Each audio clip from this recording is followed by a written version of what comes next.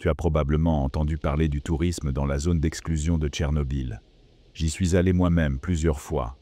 Et ce n'est rien comme ce qu'on voit dans les jeux vidéo ou les films d'horreur. Il n'y a pas de fantômes, de mutants ni d'anomalies radioactives, et la mort ne t'attend pas à chaque coin de rue. En réalité, je pense que c'est l'un des endroits les plus paisibles et les plus beaux de la planète.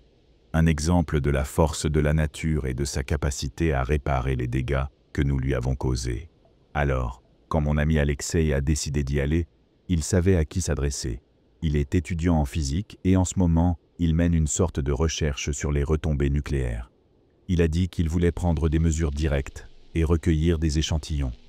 Mais nous savions tous les deux que ce n'était qu'un prétexte pour partir à l'aventure. Nous avons visité l'ancienne centrale, la ville abandonnée de Pripyat et la zone d'exclusion environnante. C'était agréable, mais je te passerai les détails, ce n'est pas le plus important. Nous roulions sur un chemin de terre dans une forêt à l'est de Pripyat quand nous l'avons trouvé. Une vieille clôture rouillée et un portail enchaîné bloquèrent l'accès. Un grand panneau arborait un symbole de danger radioactif avec la mention « Zone restreinte. Personnel autorisé uniquement ». Un peu plus loin derrière la clôture, dans le flanc d'une colline à l'aspect artificiel, il y avait une paire de gigantesques portes blindées en métal, avec un grand O13 peint en blanc et l'inscription « Interdit d'entrée » taguée par-dessus. « Tu penses que c'est quoi » demanda Alex. « Je sais pas, on dirait un genre de bunker » ai-je répondu. « Et on dirait qu'il est fermé depuis longtemps » ai-je ajouté en m'approchant. Les deux battants étaient soudés ensemble au centre. Alex a pris ses mesures et ses échantillons, mais on était trop intrigués pour partir déjà. « Tu penses qu'on peut entrer » ai-je demandé. « Pas par là en tout cas. Même s'il n'était pas soudé, on n'aurait aucun moyen de l'ouvrir. » répondit Alex en examinant la porte massive. Ça ressemble à un bunker souterrain. Il devait avoir un système de ventilation et je doute que ce soit ça. Il doit y avoir une autre entrée, ai-je dit. On a contourné l'entrée principale pour chercher une autre issue. Le jour tombait déjà et l'obscurité commençait à s'installer. Pendant qu'on fouillait les environs, une pensée m'a traversé l'esprit. Pourquoi souder les portes? Qu'est-ce qui se trouve là-dedans et qui mérite d'être autant protégé? Regarde là-bas, dit Alex, me sortant de mes pensées. C'était un bloc de béton de quelques mètres de côté, avec ce qui semblait être des bouches d'aération sur les côtés. En les examinant, j'ai vu qu'elles étaient également scellées par des trappes d'acier massives, sans moyen évident de les ouvrir. Mais il y avait aussi une porte plus petite, indiquée comme « tunnel de service », avec une grande roue à l'extérieur. « J'essaie de l'ouvrir » ai-je demandé. « Ouais, je suis trop curieux. Et puis, on n'est pas obligé d'entrer.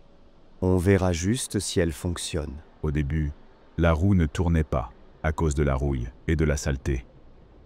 Mais avec un peu d'effort, elle céda. La porte se déverrouilla. J'ai tiré et elle s'est lentement ouverte. Elle était très lourde et il a fallu forcer. Derrière la porte se trouvait une petite plateforme et un étroit puits vertical avec une échelle. Ce qui attira mon attention, c'était qu'il y avait le même mécanisme de verrouillage à l'intérieur. Cela signifiait qu'on pouvait fermer la porte des deux côtés. Mais pourquoi? On a eu de la chance, car si elle avait été verrouillée de l'intérieur, on n'aurait jamais pu entrer. Je suis descendu un peu et j'ai braqué la lampe de mon téléphone dans le puits. La lumière n'atteignait pas le fond. L'air était humide, ancien, et il y avait quelque chose d'indéfinissable. Une très légère odeur chimique. Il n'y avait pas de radiation, ni aucun autre danger apparent. C'est pas possible. C'est génial. Faut absolument qu'on revienne voir ça, dit Alex. Je ne pouvais qu'être d'accord. Il faisait presque nuit. Alors on a refermé la porte et on est parti. Mais on s'est promis de revenir. Dès que je suis rentré chez moi, j'ai essayé de faire des recherches. Malheureusement, sans succès. J'ai même appelé Pavel, un ami qui connaît mieux la région que moi. C'est lui qui m'y avait emmené la première fois. Il n'a pas pu m'aider non plus, mais il a promis de se renseigner. Je lui ai parlé de notre plan et lui ai demandé s'il voulait venir avec nous, mais il était malheureusement à l'étranger pour un moment. Une semaine plus tard, on a préparé notre matériel et on y est retourné. On avait pris des cordes, De grosses lampes, des bâtons lumineux, des compteurs Geiger, des vêtements étanches, un détecteur d'oxygène, et même une petite bouteille de plongée, au cas où. Et oui, on n'est pas idiots, on avait prévenu nos proches, leur disant quand on comptait rentrer. On a refermé la porte derrière nous en descendant le puits d'accès. On ne savait pas ce qu'on trouverait en bas, et on ne voulait pas risquer de provoquer une fuite radioactive. On a fini par déboucher dans un tunnel en béton qui contenait les conduits d'aération et quelques tuyaux. Il n'y avait évidemment plus d'électricité, donc pas de lumière. Heureusement, on avait apporté les nôtres. On a suivi le tunnel jusqu'à une autre porte, plus ordinaire, pas du tout blindée. En la franchissant, on est arrivé dans une salle avec 4 grandes pompes à air, du matériel électrique et des commandes. Les conduits se divisaient ici. 2 grands qui descendaient sous terre, et 2 petits qui passaient de l'autre côté de la pièce, où se trouvait une autre porte. Derrière cette porte, il y avait un vaste hall rempli de caisses, de boîtes et de divers colis éparpillés. Il y avait aussi un poste de sécurité. Juste derrière, on a trouvé la grande porte principale qu'on avait vue de l'extérieur. À côté, il y avait du matériel de levage. On est retourné au poste de sécurité pour examiner un ensemble d'ascenseurs. Il y avait un plan simple indiquant la structure du site, étage par étage. On se trouvait au niveau 0, le hall d'entrée principal. Il y avait encore 4 étages en dessous. Étage -1, bureau, sécurité et loisirs. Étage -2, laboratoire sécurisé. Étage -3, accélérateur, salle blanche, chambre de décontamination. Étage -4, zone expérimentale. Le plan portait le titre « Objet 13 ». Ce n'était pas un bunker militaire, c'était un site de recherche. On a pris les escaliers, les ascenseurs étant hors service. Une pensée inquiétante m'a traversé l'esprit en descendant. Ils ont sûrement déplacé des fournitures, puis tout laissé là et emporté l'équipement jusqu'à la porte principale. Est-ce qu'ils essayaient de fuir? En posant le pied sur une marche, quelque chose a roulé sous ma chaussure. J'ai perdu l'équilibre et suis tombé sur le dos. Heureusement, mon sac a amorti la chute. J'ai regardé ce qui avait provoqué la glissade, des douilles vides. Mais ce n'était pas la seule chose qui rendait cet endroit étrange. En arrivant à l'étage -1, j'ai remarqué que toutes les portes étaient ouvertes. Toutes. Il y avait une cantine et une cuisine au début d'un long couloir rectangulaire, bordé de bureaux. Tout était resté en place. Papier, vieux ordinateurs, effets personnels. Comme si les gens étaient repartis précipitamment. « Dimitri !» m'appela Alex depuis la cantine, de l'autre côté du couloir. « Quoi ?» demandai-je en le rejoignant. Il y avait de la nourriture encore soigneusement disposée sur les tables. Mais elle n'était pas pourrie. Pas fraîche non plus, mais pas décomposée comme un repas de 30 ans devrait l'être. Comment c'est possible? Ai-je demandé. J'en sais rien, c'était peut-être irradié ou quelque chose comme ça. Mais ce n'est plus le cas, j'ai vérifié. Je comprends pas, mec. Répondit-il aussi perplexe que moi. Pourquoi ne sommes-nous pas simplement repartis? Maintenant que j'écris ça, les signes étaient déjà clairs. Quelque chose de profondément anormal s'est passé ici. Mais on était trop curieux, trop excités. Sauf que, à partir de ce moment, mon excitation a commencé à céder la place à un malaise profond.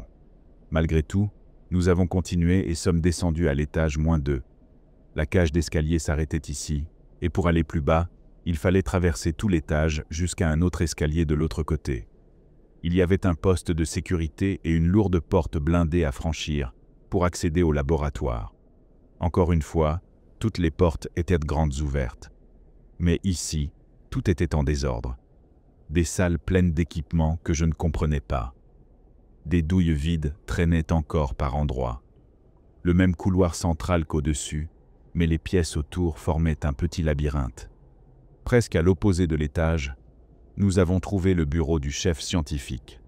Comme partout, c'était le chaos, mais j'ai trouvé un carnet de bord sur le bureau. Il ne restait que quelques pages. Le reste avait été arraché. 5 octobre 1984.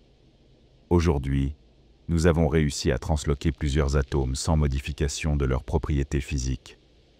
Le chemin est encore long avant de pouvoir transporter des objets solides. Mais nous faisons du bon travail ici. 17 janvier 1985. Nous avons réussi à transporter une pomme aujourd'hui. Cependant, j'ai remarqué que le motif de la peau rouge et verte avait légèrement changé. Mais c'était toujours la même pomme, avec la même structure, la même forme, tout. Nous avons aussi essayé de transporter de l'électronique. Aucun dégât, tout fonctionnait. Je pense que nous avons encore beaucoup à perfectionner et à apprendre sur cette technologie. Mais nous ne pouvons plus ralentir maintenant. Le pays compte sur nous. 21 février 1985. Après les essais sur les animaux, nous avons transloqué notre premier humain aujourd'hui. Il est vivant et en bonne santé, un brave héros de notre nation. Nous avons désormais la preuve que cette technologie fonctionne, mais sa praticité reste très limitée à cause du ratio fixe de translocation. Nous ne pouvons toujours pas envoyer de la matière. Nous ne pouvons qu'échanger la position de deux objets de masse identiques. J'ai proposé un nouveau type d'appareil qui pourrait, en théorie, permettre une translocation à sens unique d'un seul objet, mais il nécessiterait une quantité d'énergie colossale. 1er mai 1985. Nos supérieurs ont accepté ma proposition. Ils vont construire ici un nouveau translocateur, bien plus grand, dans la centrale électrique, pour que nous puissions utiliser un réacteur nucléaire comme source d'énergie directe. Il y a autre chose. Nous avons maintenant transloqué des dizaines de sujets de test. Tous sont vivants et en bonne santé. Mais parfois, ils sont, disons, un peu différents. Certains affirment que certains événements du passé se sont déroulés autrement que ce que l'on sait. D'autres disent connaître des gens qui n'existent pas ou, plus inquiétant encore, ils connaissent des gens qu'ils ne sont pas censés connaître. Une annotation manuscrite au crayon figurait en dessous. Le sujet de test 28 parlait une langue inconnue et ne comprenait plus aucune langue réelle après l'expérience. Beaucoup de pages manquaient ensuite. 25 avril 1986.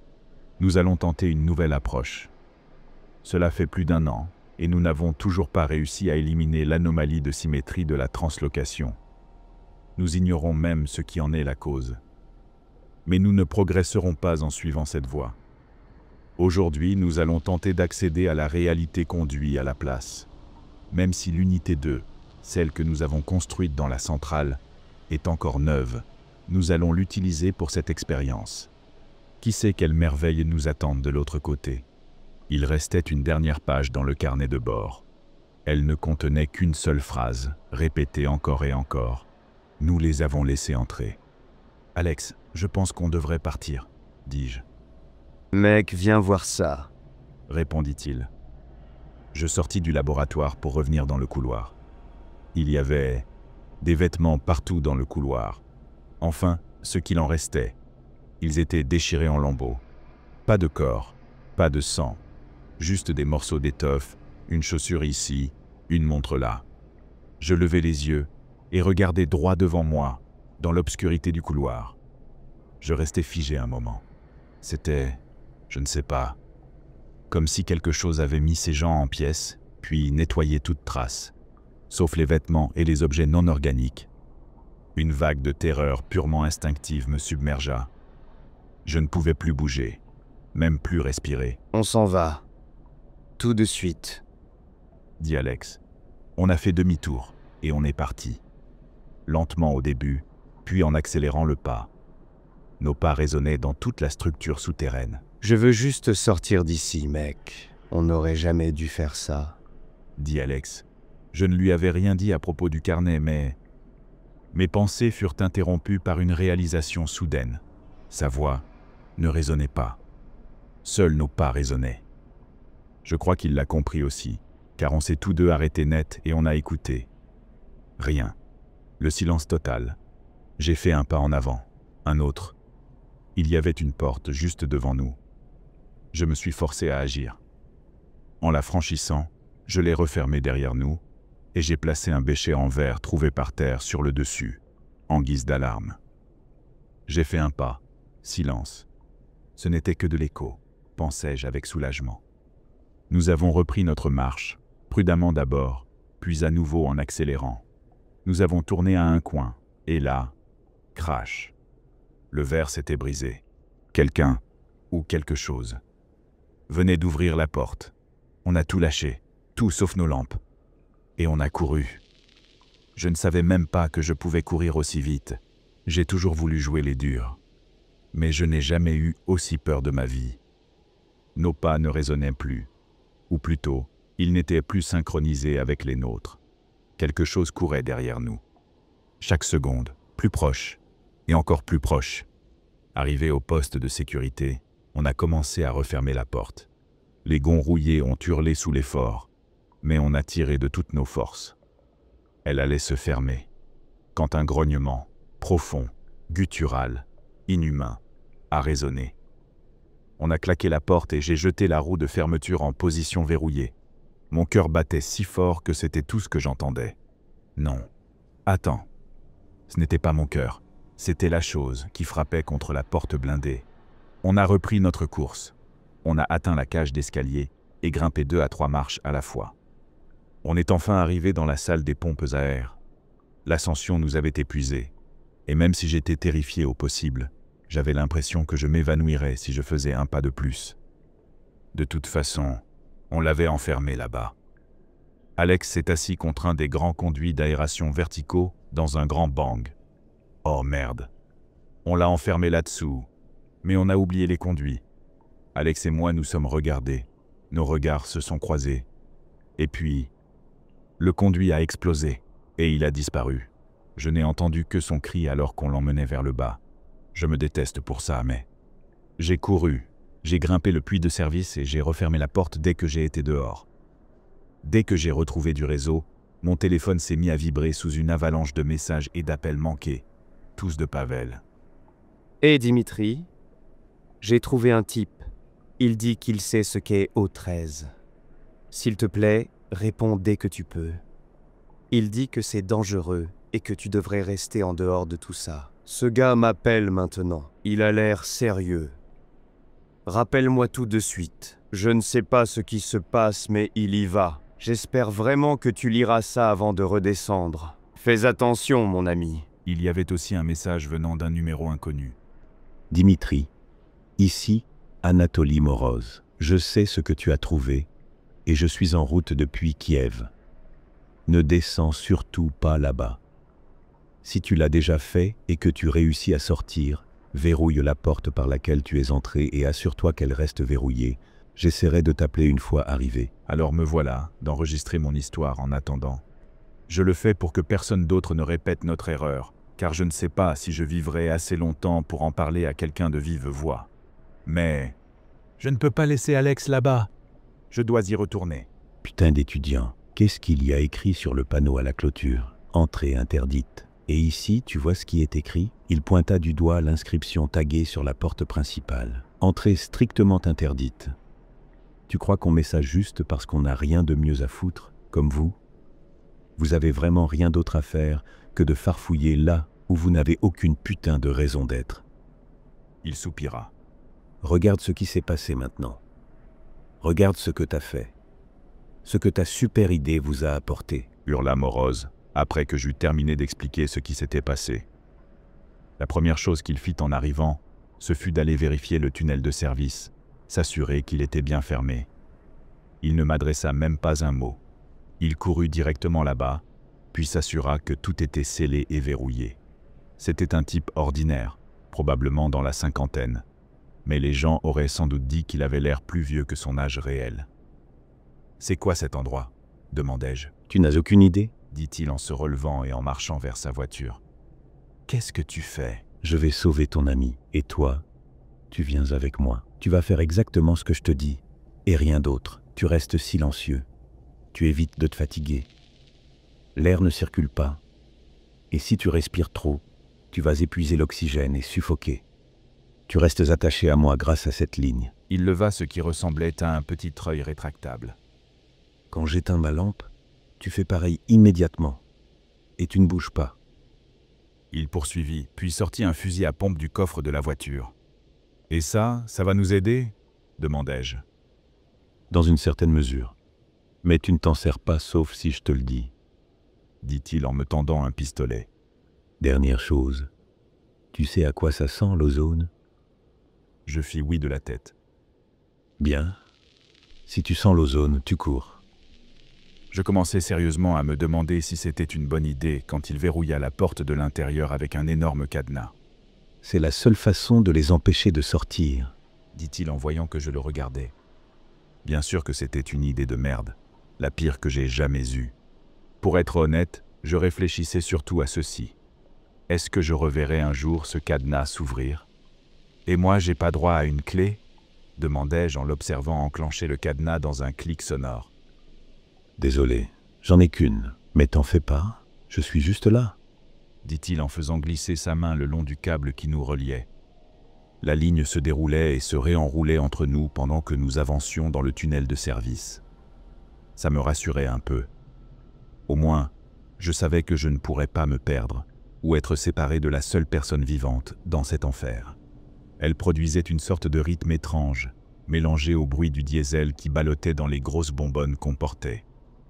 Notre première destination était la salle des générateurs, de l'autre côté du hall d'entrée principale. Le générateur se mit à vibrer et à gronder doucement, en commençant à se mettre en route. Tu l'as vu? Demanda Morose.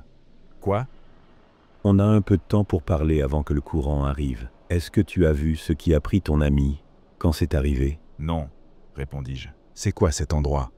Redemandai-je. Il fixa les vides devant lui, soupira et expliqua. À l'origine, c'était un dépôt militaire dans les années 50.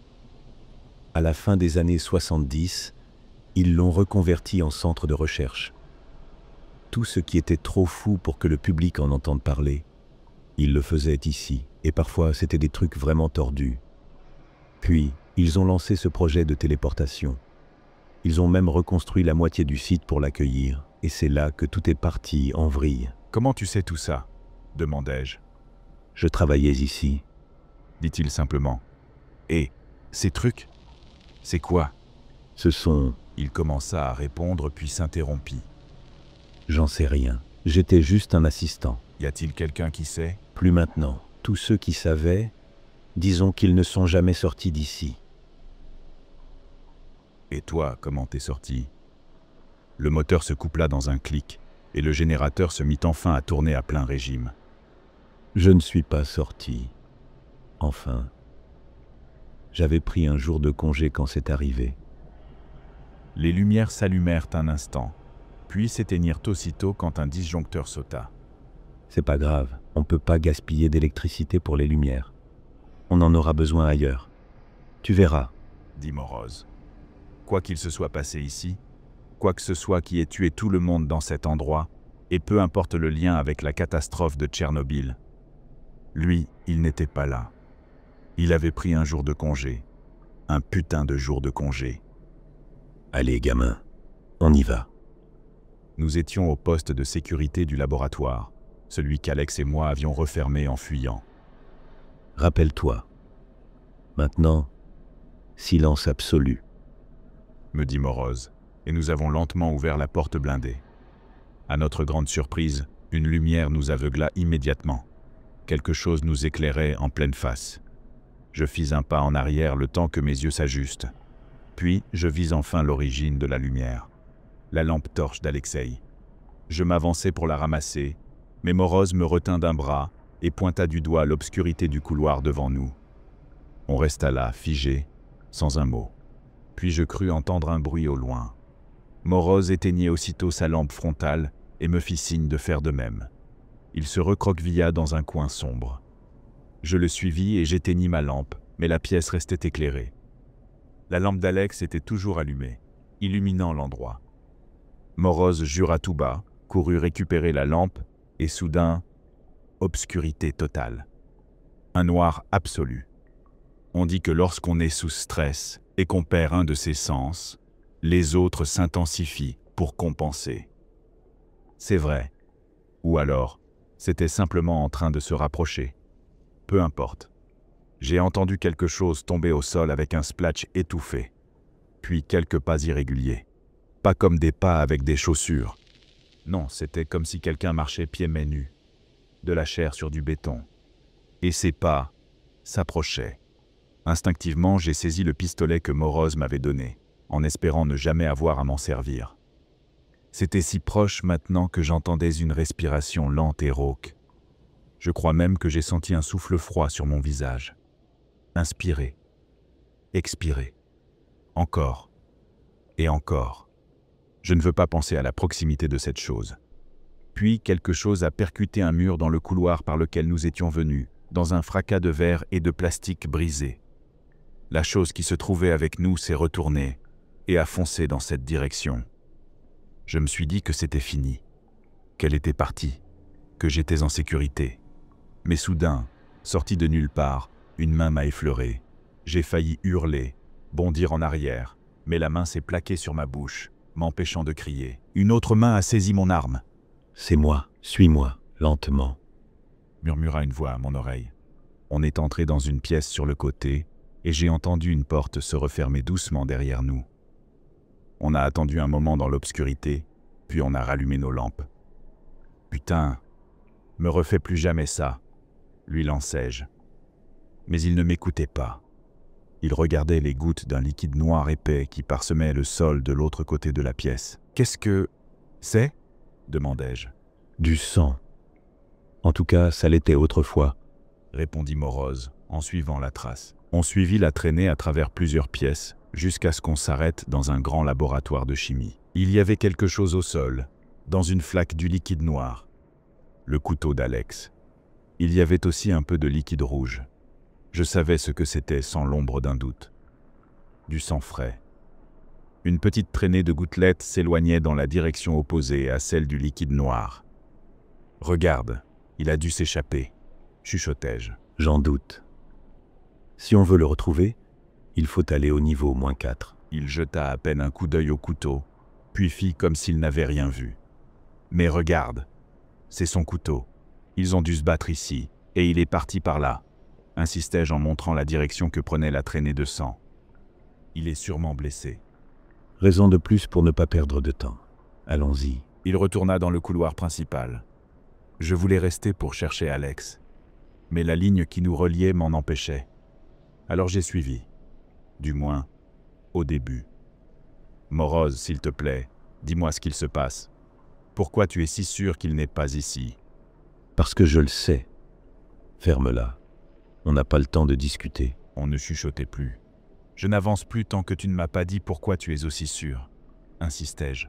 « Parce qu'il est mort. »« Quoi? Mais tu as dit… » ?»« On s'en fout. Viens, on se casse d'ici. Ce n'est pas un endroit où on veut rester. Il faut qu'on atteigne le niveau -4. » coupa Morose. « Non.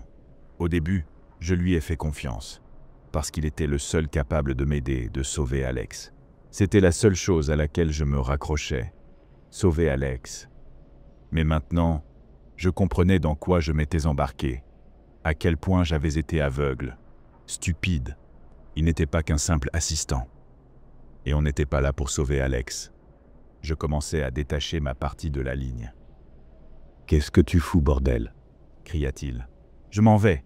Donne-moi la clé du cadenas. »« Non, je peux pas faire ça. » dit-il, agacé. Je n'avais plus le choix. J'ai pointé mon arme sur lui. « Donne-moi la clé, » répétai-je. « Tu crois vraiment que je t'aurais filé une arme chargée? Tu n'iras nulle part. » dit-il en me braquant à son tour avec son fusil à pompe. J'ai appuyé sur la détente. Rien qu'un clic. Merde. Pourquoi on est là? Pourquoi t'as pas appelé tes collègues, tes supérieurs ou je sais pas qui pour s'occuper de ça? Pourquoi t'as besoin de me tenir en joue? Disons qu'on n'a plus les mêmes objectifs, lui et moi.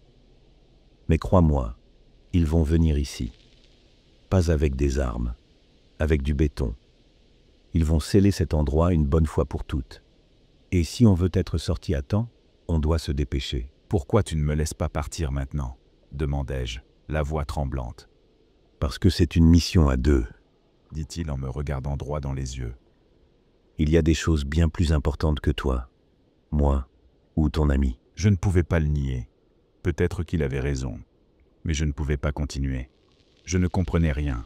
« T'es qui au juste ?» lui lançai-je en soutenant son regard. Mais quelque chose détourna mon attention. Un mouvement. Derrière Morose, c'était une créature qui rampait au plafond en notre direction.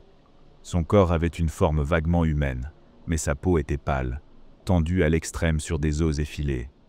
Ses veines, gonflées, étaient noires, remplies du même fluide visqueux qu'on avait trouvé. Elle n'avait pas de cheveux, et juste des trous à la place du nez et des oreilles. Ses yeux étaient injectés de sang, figés dans un regard vide. Nous leur avions échappé une fois, mais notre dispute les avait ramenés. Il était trop tard pour fuir, maintenant. Morozov remarqua mon regard fixe, mais pas assez vite. La créature lui sauta dessus au moment même où il se retournait et tirait un coup de feu. Il rata sa cible, et la chose le projeta au sol. Le coup fut assourdissant dans un espace aussi confiné. Je n'entendais plus rien que des sifflements. Mes yeux étaient à moitié aveuglés par l'éclair du tir. Dans la panique, je me tournais pour fuir. Mais j'avais oublié que j'étais toujours attaché à Morozov. Une fois la ligne entièrement déroulée, elle se bloqua, me stoppant net dans ma course et me faisant tomber au sol.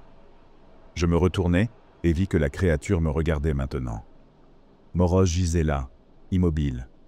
J'avais dû la tirer hors de lui en m'éloignant trop vite, et maintenant elle venait s'assurer que ça ne se reproduirait plus. J'ai finalement réussi à détacher la ligne, et j'ai jeté le pistolet vide à la créature, le touchant à la tête. Elle chancela brièvement, et j'en ai profité pour courir vers le seul endroit qui m'est venu à l'esprit. Je me suis barricadé dans une salle de stockage adjacente au grand labo de chimie, bloquant la porte avec une étagère. La créature a passé une minute à essayer d'entrer, puis a fini par abandonner. Elle est sans doute retournée finir morose. Et moi, je suis resté là, assis dans un coin, trop terrifié pour bouger. Je ne sais pas combien de temps s'est écoulé, mais il devenait difficile de respirer. Pendant un moment, j'ai cru que j'allais simplement rester là, finir tout ça paisiblement, plutôt que de subir la mort violente qui m'attendait sûrement de l'autre côté de la porte. Mais alors, j'ai entendu une voix m'appeler. La voix d'Alex. « Alex, c'est toi ?» ai-je crié. « Oh, merci mon Dieu. Je pensais mourir ici. Tu es revenu. » répondit-il. Je m'apprêtais à ouvrir la porte. Puis j'ai hésité. « Comment tu m'as retrouvé ?» ai-je demandé. Moi aussi je me cachais. Mais j'ai entendu des coups de feu. Alors je suis venu voir. Dimitri, s'il te plaît, sors. Il faut qu'on s'en aille d'ici. Je me suis rassis. Peut-être que c'était vraiment lui. Mais, et si ce n'était pas lui? Je ne voulais pas savoir. Non, il a dit que tu étais mort. J'ai vu du sang aussi. Non, ce n'est pas toi. Ça ne peut pas être toi. Quoi? Je comprends pas ce que tu dis, Dimitri. Une de ces choses m'a bien eu, c'est vrai, mais je suis vivant. Dimitri, s'il te plaît, sors. On doit sortir d'ici. Supplia-t-il. J'avais pris ma décision. Je n'ouvrirai pas la porte, mais il a dit quelque chose qui m'a fait changer d'avis. Dimitri, tu te souviens du cerisier? Je savais que tu reviendrais. Quand on était gosse, on jouait près d'un immense cerisier. On grimpait dedans tout le temps. Un jour, j'ai proposé un pari idiot. Celui qui grimpe le plus haut gagne. Je suis monté presque tout en haut, et j'ai compris à quel point c'était stupide. Les branches devenaient trop fines. Alex ne voulait pas perdre. Il a voulu aller encore plus haut. Et puis, la branche sous ses pieds a cédé. Il est tombé. Heureusement, il a atterri dans un tas de feuilles mortes, ne s'est cassé qu'une jambe. Mais s'il était tombé sur le sol dur, il serait probablement mort. C'était ma faute. Je l'avais presque tué pour un pari débile. On n'a jamais dit à personne comment c'était arrivé. Trop peur de se faire gronder. Mais moi, je me suis toujours senti coupable. Personne ne pouvait connaître cette histoire, sauf lui. J'ai ouvert la porte. Il était là. Il avait l'air terrible. Des bleus, des coupures partout. Un morceau de chemise ensanglanté entourait sa main gauche. « Tu vas bien ?» demandai-je. « J'ai connu mieux. On doit juste sortir d'ici. » répondit-il. « Ça ne va pas être si simple, » dis-je. Je lui ai raconté tout ce qui s'était passé. Et que la porte était verrouillée. Morozov avait la seule clé, et il était soit mort, soit disparu. « Il y avait des outils, du matos, là-haut, non? Peut-être qu'on peut trouver de quoi couper la chaîne. » proposa Alex. On a décidé d'essayer. C'était toujours mieux que de partir à la recherche de la clé de Morose. On retrouva son fusil à pompe, couvert de sang, le sien et celui de la chose. Rien que de le tenir, je me sentais un peu plus en sécurité. On récupéra aussi nos sacs. Heureusement, tout notre matériel était encore là. On retourna prudemment dans le hall principal, mais tout du long, j'avais le sentiment d'être observé. Près de la porte principale, on trouva quelques vieilles scies et limes. On prit tout ce qu'on pouvait. Mais nous n'étions plus seuls. Les habitants du lieu avaient décidé de passer à l'action. Une des créatures maigres sortit de la cage d'escalier. J'ai visé et tiré. Elle est tombée du plafond, se tordant comme un insecte mourant. Mais ça ne changeait rien, parce qu'elle n'était pas seule. Une autre rampa dehors, puis une autre, et encore une autre. On courut jusqu'à la salle des pompes à air, et on bloqua la porte avec une scie coincée entre les poignets. On a bossé vite, parce qu'on savait qu'ils allaient bientôt passer à travers, ou alors passer par les conduits. Alex, avec sa main blessée, ne pouvait pas utiliser le fusil. Alors il proposa de s'occuper de la chaîne, pendant que je montais la garde devant les bouches d'aération. Ça marchait, mais c'était bien trop lent. Il avait à peine entamé quelques millimètres que la porte commença déjà à trembler. Il la martelait, la percutait. Je la voyais vibrer sur ses gonds. J'étais sûr qu'ils allaient entrer d'un moment à l'autre. Puis, ils se sont arrêtés. J'ai entendu leurs pas s'éloigner. Je toussais lorsqu'une odeur âcre et violente me frappa les narines. « Putain, c'est quoi ça ?» demanda Alex. « De l'ozone, » répondis-je. « Non, non, non !» dis-je avec angoisse. Je réalisais aussitôt que cette odeur ressemblait à celle qu'on avait sentie en entrant dans le bunker pour la première fois, mais en bien plus forte. Mon compteur Geiger se mit à grésiller. « Qu'est-ce qui se passe ?» demanda Alex. « Ce type, Morose. Il m'en avait parlé.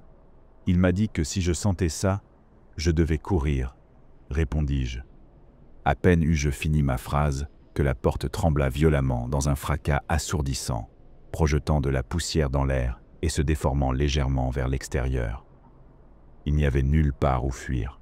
Une épaisse porte d'acier d'un côté, Dieu sait quoi de l'autre. Je n'avais aucune idée de comment on allait survivre. Heureusement, Alex en avait une. « T'as toujours la corde ?» demanda-t-il. Sans hésiter, on l'attacha à l'une des pompes. Ce n'était pas facile au début. Mes mains tremblaient comme jamais. Mais un nouveau fracas secoua la pièce. Un des boulons qui retenaient la porte fut arraché et traversa la salle. Un frisson glacial me parcourut l'échine. Et soudain, je n'avais plus qu'un seul but. Faire le nœud. Tout le reste s'effaça de mon esprit. C'était fait. On laissa tomber la corde dans la bouche d'aération brisée, celle par laquelle Alex avait été traîné auparavant. On s'y engouffra, glissant le long de la corde. J'entendis un autre fracas, puis ce que je pense être la porte s'écrasant au sol. Ils étaient passés. Je glissais plus vite, mais la corde commençait à me brûler la main. Je perdis prise et chutai de plusieurs mètres, atterrissant sur un autre conduit. Il céda, et je tombai à travers, atterrissant dans un nouveau couloir. Alex tomba sur moi juste après. Il nous fallut quelques instants pour nous relever. Je regardai autour et vis une porte orange indiquée « Décontamination ». On était au niveau 3. Il n'y avait pas de poignée, seulement un bouton mural. Je l'appuyai. La porte s'ouvrit après quelques secondes. Nous entrâmes dans une petite pièce avec un panneau de commande. Je fermai la porte derrière nous. Plusieurs jets d'air nous soufflèrent dessus. Une lumière verte s'alluma, puis une deuxième porte s'ouvrit devant nous, nous invitant à aller plus loin dans le complexe. Je remarquai que le panneau de commande était taché de sang frais. Est-ce que Morose était passé par ici? Était-il encore en vie? On ne pouvait plus faire demi-tour. La seule option, c'était d'aller jusqu'au bout. C'était censé être une salle blanche, mais l'endroit était encore plus dévasté que les niveaux supérieurs. Après quelques recherches, on trouva une pièce qui ressemblait à une infirmerie de fortune. Des dizaines de lits, séparés par des rideaux en plastique. Quelques équipements médicaux. Certains lits avaient encore des fiches patients accrochées. Patient tout. Quarantaine. Équipe d'exploration. C. Patient dans le coma. Observation uniquement. Ne pas intervenir. Décédé. Cause inconnue. Patient 6. Quarantaine. Équipe d'exploration. C. Patient dans le coma. Observation uniquement. Ne pas intervenir. Décédé. Cause inconnue. Patient 19. Quarantaine. Assistant opérateur sur site. Premier contact avec l'équipe C. Traumatisme contondant massif. Thorax. Lésions internes suspectées. Commotion crânienne. Lésions cervicales suspectées. Luxation épaule G. Fracture humérus G. Lacération multiple. Thorax. Décédé à hémorragie interne. Patient 7. Quarantaine. Équipe d'exploration. C. Patient psychotique et non réactif. Engelure légère à modérée. Observation uniquement. Ne pas intervenir. Ordre d'élimination. Signé A. Morose. Il y avait des sacs mortuaires vides de l'autre côté de la pièce. Nous avons fouillé la zone et fini par atteindre les niveaux inférieurs du complexe. L'air était imprégné d'une puanteur de décomposition. Nous sommes entrés dans une pièce. Et là, il y avait cette chose. Partout. Sur les murs, le sol, le plafond. Une substance organique, nerveuse, parcourue de tendons et de veines, comme dans un jeu Dead Space. Puis, nous avons vu des corps. Des douzaines, accrochés à cette chose, desséchés, comme des insectes morts dans une toile d'araignée. « On devrait faire demi-tour », dit Alex, nerveusement. On se retourna pour partir, mais j'entendis des débris bouger au loin, dans le couloir par lequel nous étions venus.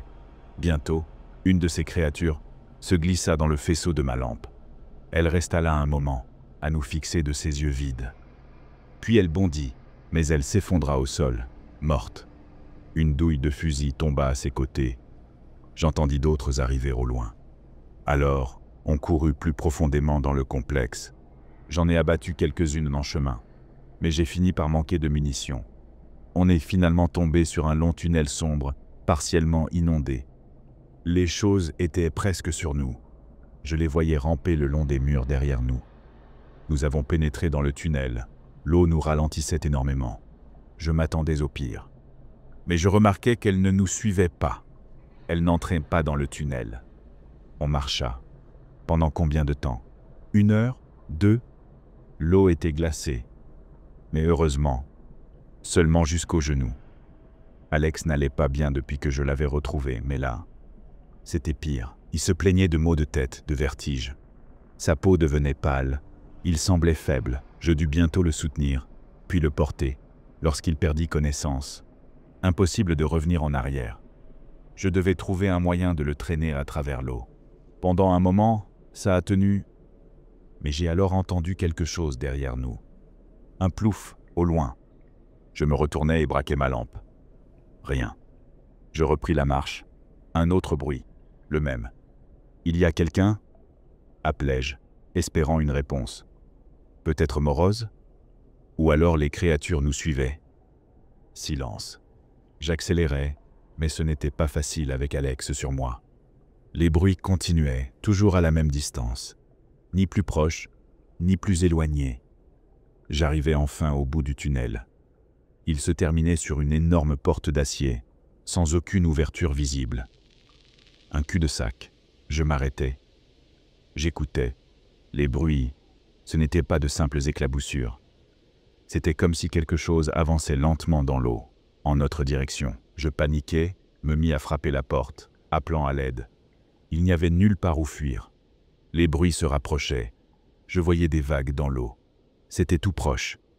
Je me retournai lentement. Regardais dans le tunnel, rien. Silence, obscurité.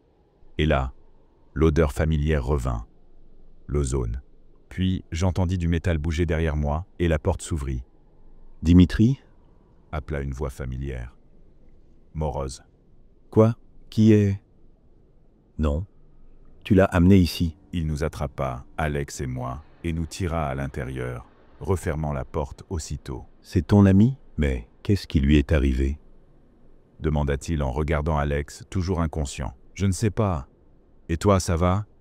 demandai-je en retour. Il avait une grande entaille sur le visage et l'œil droit blessé. « J'ai vu mieux grâce à toi. » répondit-il. Il remarqua le pansement de fortune sur le bras d'Alex et le défit. Ce qu'il avait au bras, ce n'était pas une blessure normale. C'était une morsure, Ça, dit Morose en le montrant du doigt. recule. Il se releva et sortit son pistolet. Non, attends, dis-moi au moins ce qui se passe. Il sera mort dans quelques minutes. Ce que je m'apprête à faire, ça rendra les choses plus faciles. Pour lui aussi, mais surtout pour nous. Quoi? S'il te plaît, y a-t-il vraiment rien d'autre à faire? Le suppliai-je. Il me regarda, jeta un œil à Alex, puis resta figé un instant, pensif. Je fus immédiatement soulagé quand il rangea de nouveau son arme dans son étui. Bon, il y a peut-être une chose qui pourrait l'aider. Dit-il en sortant une petite boîte de son sac. À l'intérieur, une seringue. Elle avait déjà été utilisée récemment et n'était qu'à moitié remplie d'un liquide clair. Il injecta le reste à Alex. Mais ça n'aura sans doute aucune importance de toute façon. Ajouta-t-il. Qu'est-ce que tu veux dire? Suis-moi, emmène-le si tu veux. Mais je ne le porterai pas. Je suppose que tu as déjà compris que tout ça a un lien avec la catastrophe d'il y a 30 ans. Expliqua-t-il alors que nous traversions le complexe. La première machine qu'on a utilisée pour les expériences de téléportation n'était ni assez puissante ni assez fiable. On a vite compris que ce n'était pas aussi simple qu'on le pensait. On ne faisait pas que téléporter des objets d'un point A à un point B. On les transférait entre des réalités parallèles, mais c'était limité. On ne pouvait que échanger deux objets de masse identiques entre deux endroits identiques dans deux réalités différentes. Alors, ils ont construit une nouvelle machine, ici, alimentée par un réacteur nucléaire, dans l'espoir de pouvoir transférer n'importe quoi, n'importe où, entre deux réalités. On a commencé à explorer d'autres univers.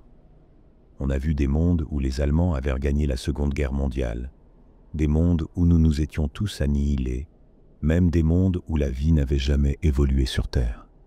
Mais ensuite, quelqu'un a eu une idée. S'il existe ces univers parallèles, qu'y a-t-il entre eux?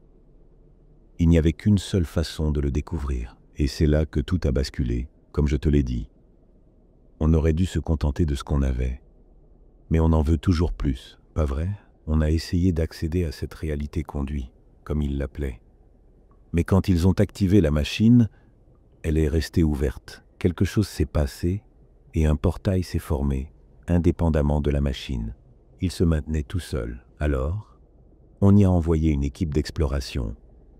Ils sont revenus après quelques minutes, parlant de choses étranges. Un ressenti inexplicable, une altération de l'espace et du temps.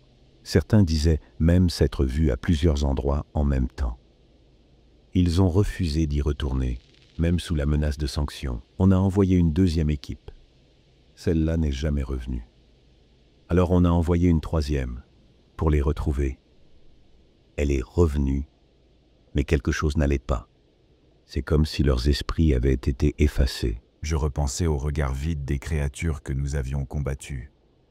Peu après leur retour, une immense vague d'énergie est sortie du portail et montée droit vers le réacteur. Mais ce n'est pas tout. Et tu sais tout ça parce que tu avais pris un jour de congé, c'est ça? Demandai-je, sarcastique. J'étais dans une autre partie du complexe quand c'est arrivé. Je n'oublierai jamais quand ils sont venus me voir en courant. Ils disaient que quelque chose était passé, qu'une chose était entrée dans notre monde. C'était quoi? Demandai-je. Je ne sais pas. Personne ne sait. C'était comme rien de ce qu'on n'avait jamais vu. Et ça a tué presque tout le monde ici. Pas juste tué. Ça leur a fait des choses. Tu as vu?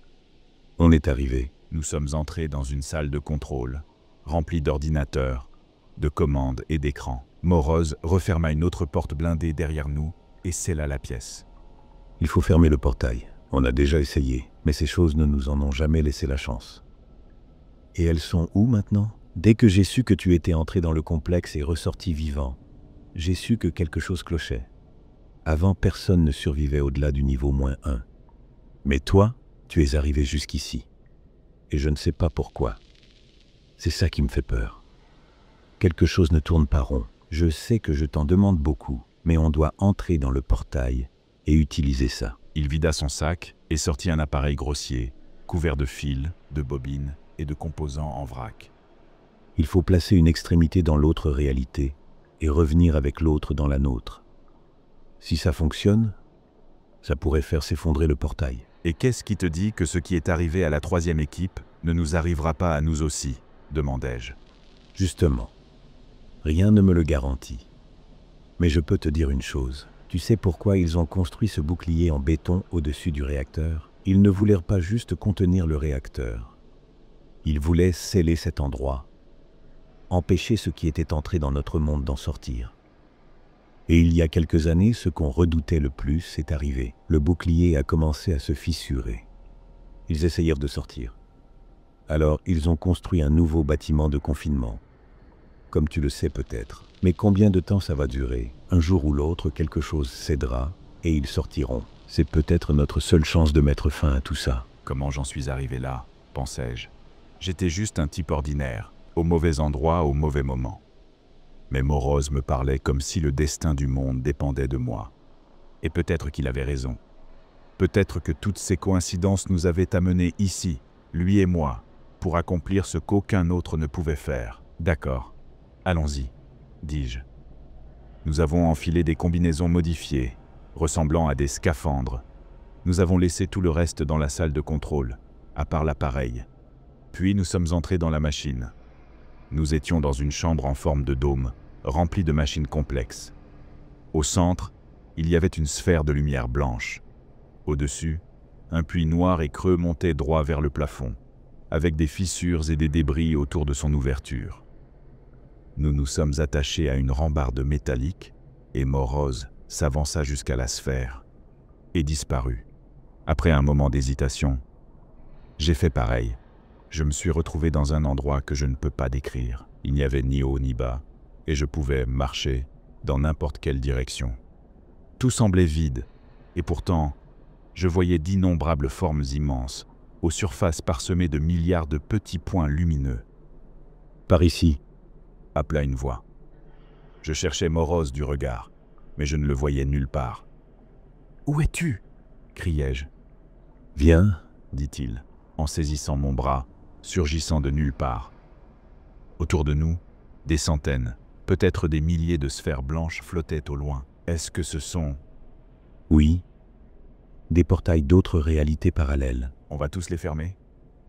Non, seulement le nôtre. Les autres, ce n'est pas notre problème. Ils devront trouver leur propre solution. Nous avons marché vers une forme particulière. Comme tout ici, elle était indescriptible.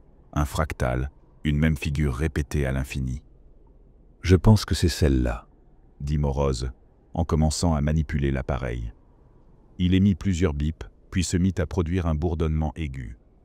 Oh non, non, non, c'est pas bon, dit-il. Qu'est-ce qu'il se passe? Écoute, je vais avoir besoin que tu prennes l'autre extrémité de l'appareil et que tu retournes. Une fois revenu, tu devras actionner cet interrupteur et maintenir ce bouton jusqu'à ce que le dispositif s'active. Je dois rester ici. Je pris mon extrémité de l'appareil, tandis qu'un fil se déroulait entre les deux. « Et la clé de la porte ?» demandai-je. Il n'y a pas de clé. Quoi? Mais tu avais dit, ce n'était pas le plan. C'était toujours le plan. Je ne pouvais pas prendre le risque. Il ne termina pas sa phrase. Je vis quelque chose bouger du coin de l'œil. Merde. Ne le regarde pas. Vas-y maintenant. Cours, cria Morose, et je l'ai écouté. Je suis couru, suivant la ligne qui menait à notre portail, les yeux presque fermés. Je suis passé au travers et posé l'appareil au sol, basculé l'interrupteur, et il se mit à émettre un sifflement strident. J'ai appuyé sur le bouton. Pendant une seconde ou deux, rien. Puis, soudainement, l'appareil, ou peut-être le portail, émit un hurlement déchirant, une lumière aveuglante et une vague de chaleur. Et puis, plus rien. Des fils arrachés, une ligne coupée. Le portail n'était plus là. Entre-temps, Alex s'était réveillé. Il avait bien meilleure mine. Je lui racontais tout ce qui s'était passé pendant son inconscience. Nous ne savions pas quoi faire. On envisagea de retourner au portail d'entrée et essayer de scier la chaîne une fois de plus.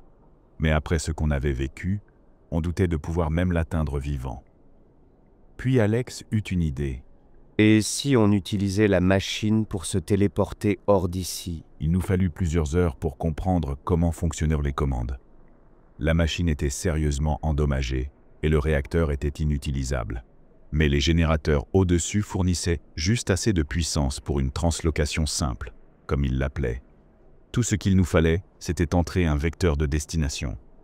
Et c'est alors que le grésillement familier et l'odeur d'ozone revinrent. Un choc violent fit trembler toute la pièce. La porte d'acier menant à la salle de contrôle se déforma, une grosse bosse apparaissant à sa surface. « Putain, pas encore !» criai-je.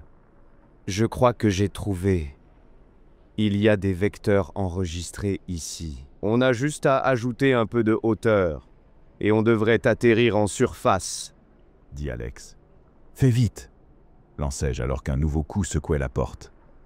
Il entra la commande. Des alarmes retentirent, les voyants s'allumèrent. On courut jusqu'à la chambre principale, la refermant derrière nous, juste au moment où la porte de la salle de contrôle céda. Nous nous sommes placés au centre, attendant. Des étincelles et de la fumée remplirent la pièce. La machine s'activait. Pitié que ça marche. Un dernier fracas retentit. La porte de la chambre fut arrachée et s'écrasa au sol. Je levai les yeux, et le temps s'arrêta. Je n'ai pas ressenti de peur. Je me suis senti en paix, comme si j'étais à un pas de comprendre tout l'univers. J'avais envie de rester ici, pour toujours. Un éclair m'aveugla soudainement, puis je me cognai la tête contre quelque chose. J'ouvris les yeux et respirai l'air frais. Nous étions allongés à l'envers, dans un cratère au milieu d'une forêt. Nous étions sortis. Nous avons retrouvé notre voiture après quelques minutes. En repartant, nous avons vu plusieurs hélicoptères militaires voler dans la direction opposée. Alex est allé à l'hôpital, avec une histoire inventée d'attaque animale. Il a fini par s'en sortir. On n'en a jamais reparlé. C'était terminé.